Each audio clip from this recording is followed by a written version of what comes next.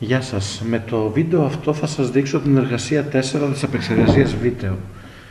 Είπαμε ότι θα χρησιμοποιήσουμε αυτό το λογισμικό, το OpenShot Video Editor. Να σας δείξω από πού θα το κατεβάσατε. Σας έχω από πέρσι πει μια πολύ καλή τοποθεσία που έχει ελεύθερο λογισμικό εξελληνισμένο. Είναι το σχολείο.eu.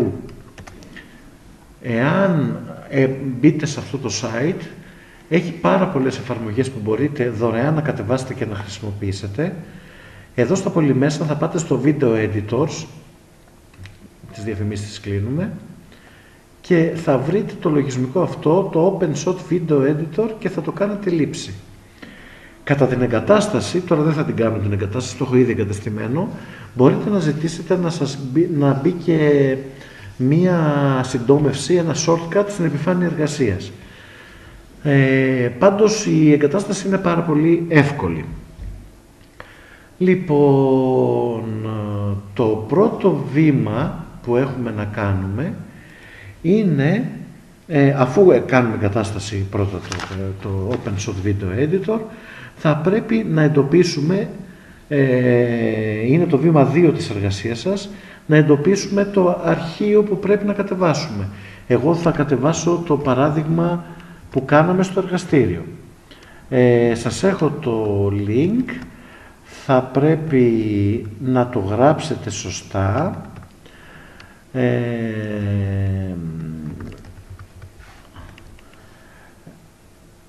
Πρέπει να είμαστε προσεκτικοί. Λοιπόν, αν γράψουμε σωστά το link, εσείς θα γράψετε αυτό που έχετε στο χαρτί σας, θα κατεβεί ένα αρχείο. Αυτό το αρχείο θα το χρειαστούμε.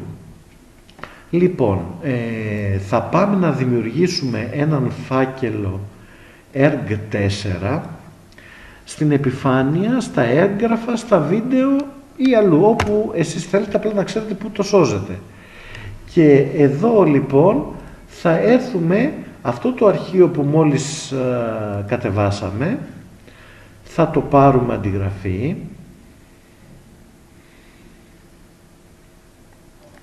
και θα το βάλουμε μέσα σε αυτό το φάκελο.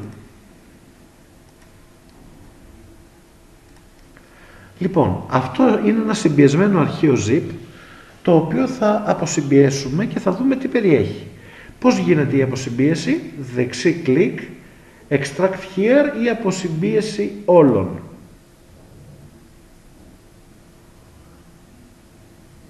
Λοιπόν, εδώ έχουμε κάποια αρχεία, δείτε λιγάκι, έχουμε κάποια αρχεία εικόνων, είναι κάποια σκίτσα, τα οποία όπως βλέπετε εδώ δημιουργούν, αν κάτσουμε και τα δούμε το ένα με τις φωτογραφίες, το ένα πίσω από το άλλο, αυτά τα σκίτσα είναι τα καρέ μας, τα οποία εάν τα εναλλάξουμε θα κάνουμε το κινούμενο σχέδιο. Λοιπόν, πάμε τώρα στο βήμα 3, όπου θα ανοίξουμε το OpenShot Video Editor. Λοιπόν, το ανοίγουμε, εγώ θα το ανοίξω εδώ από την επιφάνεια. Αν δεν έχετε στην επιφάνεια συντόμευση, θα το βρείτε στο O. Θα το βρείτε δηλαδή στη θέση του, εδώ πέρα, στη θέση του, στο Start Menu. Λοιπόν, αφού ανοίξει το αρχείο μας, το πρόγραμμά μας,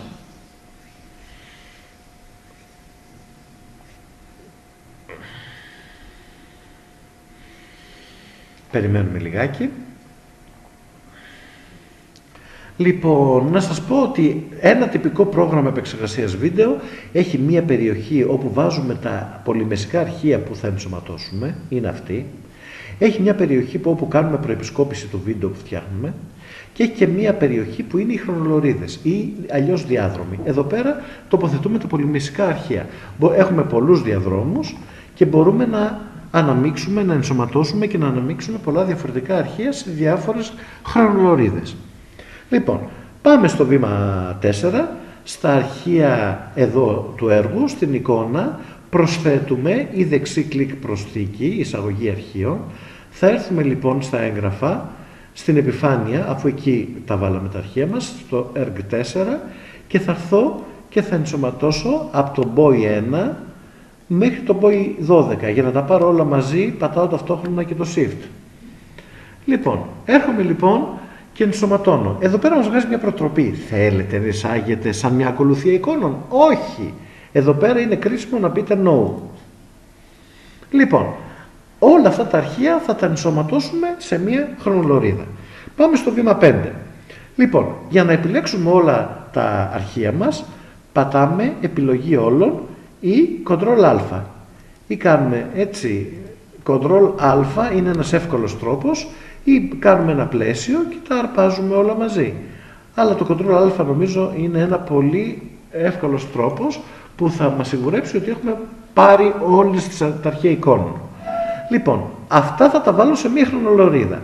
Με δεξί κλικ προσθήκη στο χρονολόγιο. Το χρονολόγιο είναι η γραμμή των χρονολωρίδων.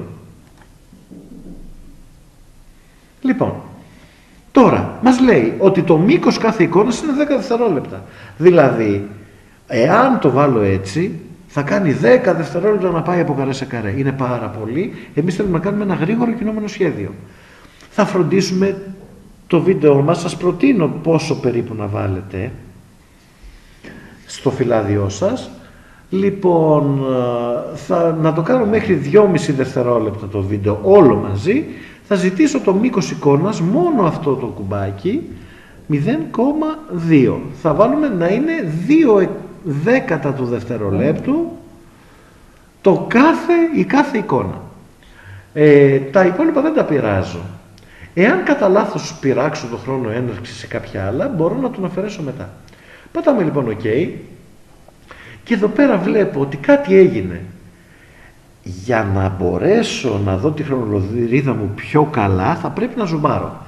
Αυτό μπορώ να το κάνω εδώ στη χρονολωρίδα με Ctrl και τη ρόδα του ποντικού. Να έρθω λοιπόν και να του πω Ctrl και ροδίτσα και αναγκάζεται να μας δείξει τα βίντεο πιο κοντά στο χρόνο. Και μας λέει ότι το σύνολο του βίντεο είναι περίπου 2,13 δευτερόλεπτα. Εάν πατήσω play θα δούμε και την προεπισκόπησή του. Εάν πατήσω στην αρχή θα γυρίσει πάλι στην αρχή για να το ξαναπέζω από την αρχή μετά. Μόλις μπήκαν οι εικόνες μου περίπου στα 2 με 2,5 δευτερόλεπτα. Νομίζω ότι είναι καλά. Πάμε λιγάκι τώρα να βάλουμε και την ηχητική υπόκρουση.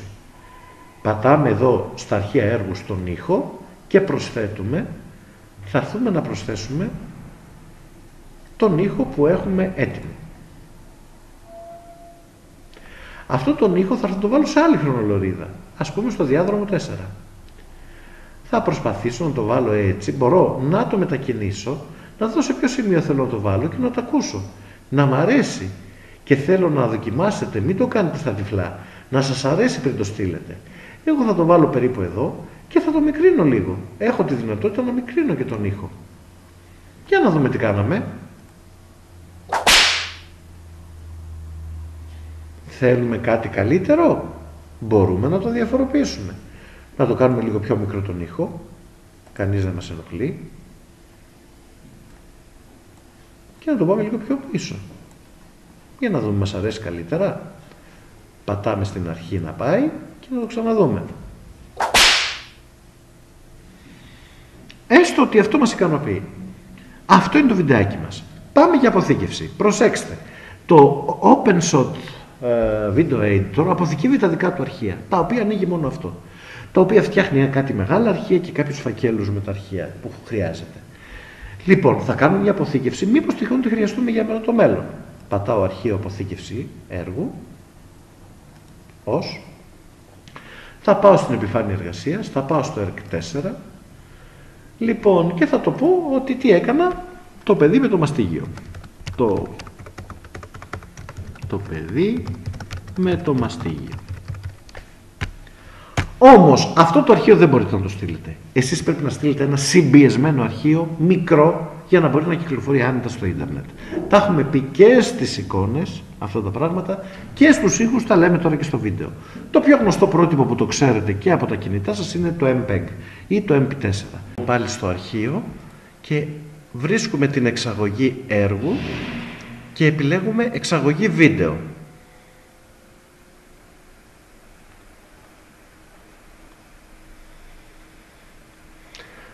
Μας προτείνει το πρότυπο MP4. Επειδή έχουμε πολύ λίγα frame per second, δηλαδή τώρα έχουμε 10, 15, 10 το λεπτό, 5 το λεπτό, 6 το λεπτό, είναι ανούσιο να σώσουμε 30 frame per second. Θα διαλέξουμε λοιπόν μια οικονομική επιλογή, δηλαδή οικονομική σε χώρο στο δίσκο. Και σας προτείνω να διαλέξετε, θα τη βρείτε αρκετά παρακάτω, γι' αυτό και κατεβαίνω, έτσι, την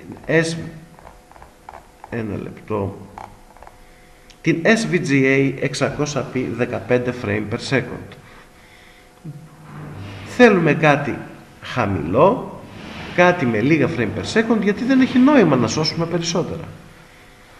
Λοιπόν, θα διαλέξουμε τον φάκελό μας, τον έχουμε ήδη επιλέξει γιατί σώσαμε εκεί. Λοιπόν, και κάνουμε την εξαγωγή βίντεο. Ολοκληρώθηκε η εξαγωγή. Εδώ πέρα δεν χρειαζόμαστε άλλο το αρχείο μας. Εντάξει, ας σώσουμε τις αλλαγές, δεν υπάρχει πρόβλημα.